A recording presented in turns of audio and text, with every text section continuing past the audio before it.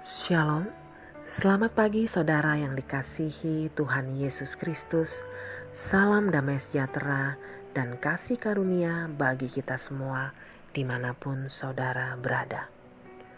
Di pagi ini kembali kita bertemu untuk mendengarkan renungan pagi yang akan memberkati dan menyegarkan saudara dan saya. Kita bersyukur di pagi hari ini kita bisa menikmati udara pagi yang sejuk. Dan saya percaya tubuh kita sehat, dan biarlah jiwa, hati, dan pikiran kita selaras dengan kehendak Roh-Nya. Saudaraku, mari kita membuka firman Tuhan di dalam kitab Efesus pasal yang ke-6 ayat 14 sampai dengan 17. Demikian firman Tuhan ini berkata, "Jadi berdirilah tegap, berikat pinggangkan kebenaran, dan berbaju jirahkan keadilan. Kakimu berkasutkan kerelaan untuk memberitakan Injil damai sejahtera. Dalam segala keadaan, pergunakanlah perisai iman, sebab dengan perisai itu, kamu akan dapat memadamkan semua panah api dari si jahat. Dan terimalah ketopong keselamatan dan pedang Roh itu, yaitu firman Allah." Melalui firman Tuhan di dalam kitab Efesus ini, kita sudah mengetahui apa saja perlengkapan senjata Allah tersebut.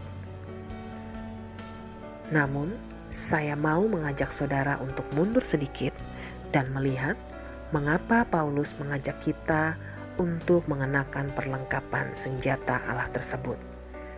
Di dalam firman Tuhan kitab Efesus 6 ayat 11 dan ke-12, Paulus menjabarkan kenapa kita diajak mengenakan perlengkapan senjata Allah tersebut, yaitu supaya kita dapat bertahan melawan tipu muslihat iblis.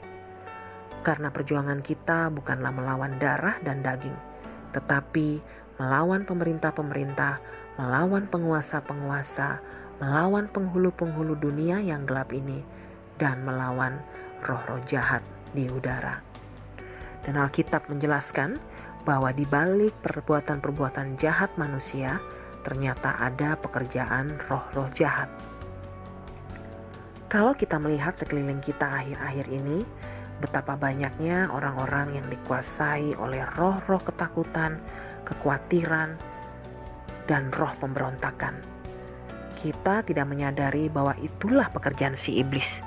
Dia masuk ke dalam pikiran kita dan berusaha membuat perasaan menjadi khawatir itu masuk ke dalam pikiran kita dan lambat laun menghancurkan hidup kita. Dia hanya seperti singa yang mengaum-ngaum mencari mangsa yang bisa ditipu untuk ditelannya atau dipengaruhinya. Tetapi kebenaran yang sesungguhnya adalah iblis tidak akan pernah berkuasa atas hidup orang percaya, karena iblis sesungguhnya sudah dikalahkan Yesus saat mati di kayu salib. Mari sama-sama kita mengarahkan pikiran kita kepada kebenarannya, bahwa di dalam Kristus roh kita telah diciptakan baru dan disempurnakan. Karena roh tinggal di dalam kita dan kita pun sudah menang atas iblis. Jadi, perjuangan kita sekarang adalah perjuangan di jiwa kita, di hati dan pikiran kita. Sebagai pertanyaan, kemanakah jiwa kita ini hendak diselaraskan? Apakah jiwa kita ingin kita selaraskan kepada tubuh atau daging kita, yaitu berfokus kepada kesusahan-kesusahan yang kita lihat, dengar, dan rasakan?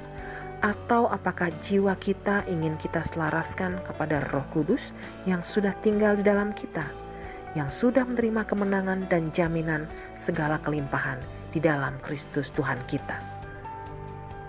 Atau kita berfokus kepada segala kekhawatiran yang menjadikan hati kita tidak akan tenang? Dan kalau kita tidak tenang, maka kita tidak akan bisa mendengarkan pimpinan Roh Kudus yang ada di dalam kita. Sebagai manusia, ketika kita dihadapkan dengan berbagai macam cobaan, biasanya respon setiap kita pasti berbeda-beda. Ada yang khawatir terlalu berlebihan, cepat menyerah, putus asa, kecewa. Itulah kedagingan kita. Namun firman Tuhan ini dengan lembut mengingatkan kita untuk tetap tenang, diam, dan percaya penuh kepadanya.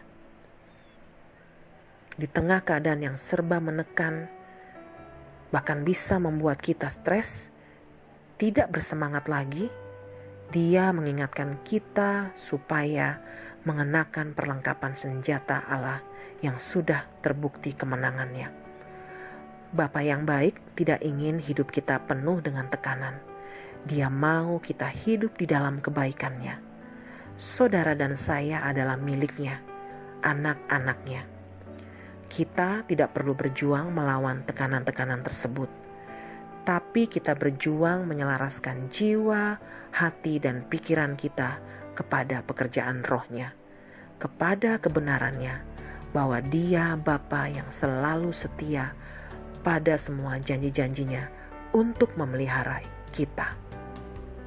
Karena itu saudaraku yang dikasihi oleh Tuhan Yesus Kristus, mari kita bersama mengabaikan tipu muslihat iblis dan membawa pikiran dan jiwa kita kepada firman-Nya, sehingga kita bersama-sama menerima segala yang baik untuk jiwa kita dan kita diperbarui dengan firman kebenaran-Nya. Saya percaya kita bisa melalui dan berjalan seturut dan sepikir dengan Roh Kudus. Keselarasan pada roh, jiwa, dan tubuh kita dengan Roh Allah akan mendatangkan ketenangan hidup di dalam Tuhan. Di dalam firman Tuhan, kitab Mazmur 116 ayat 6-8 mengingatkan kita bahwa Tuhan memelihara orang-orang sederhana. Aku sudah lemah, tetapi diselamatkannya aku. Kembalilah tenang hai jiwaku, sebab Tuhan telah berbuat baik kepadamu. Ya, Engkau telah meluputkan aku daripada maut, dan mataku daripada air mata, dan kakiku daripada tersandung. Di dalam tenang ada damai sejahtera, ada sukacita, ada hikmat yang baru. Di dalam tenang ada jalan keluar. Ketika saudara memulai mengenakan perlengkapan senjata Allah, saya percaya hidup saudara adalah hidup yang berkemenangan. Kualitas hidup saudara akan berbeda dari hidup Anda sebelumnya. Saudara akan dimerdekakan dengan kebenaran firman-Nya. Akhir kata, saya percaya saudara akan mengalami pengalaman-pengalaman pribadi bersama Yesus seperti yang saya alami. Dan ini akan menjadi kesaksian yang hidup yang memerdekakan setiap orang yang mendengarnya. Dengan iman kita percaya, di dalam tenang kita akan mengenal Allah sebagai tempat perlindungan dan kekuatan sebagai penolong dalam kesesakan. Saudaraku, tenangkanlah jiwamu, tenanglah berada di dalam Dia. Haleluya, amin. Tuhan Yesus memberkati kita.